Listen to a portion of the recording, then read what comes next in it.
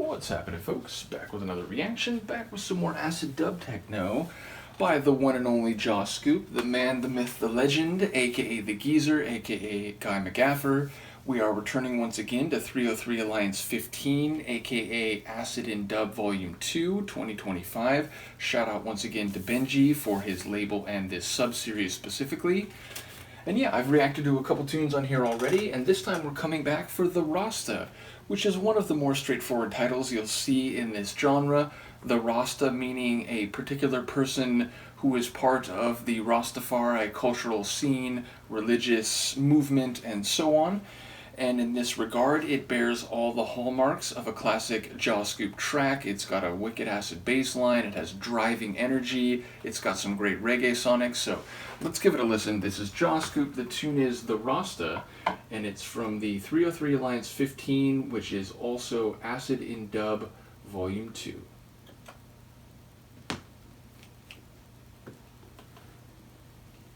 Do it, Jah!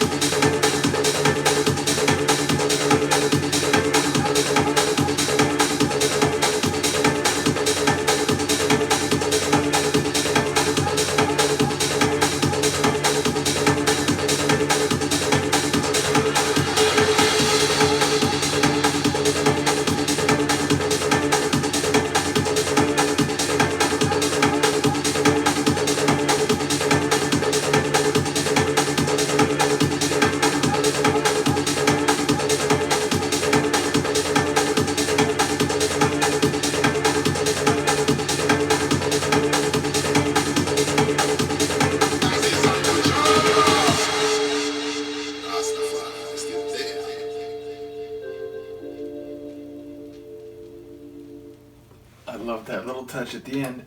Yeah, again, he's the master of the art form. And again, shout out to Benji and Nesbitt and some other people that have begun making, more than just one random track, but multiple tunes in the subgenre of acid-dub-techno.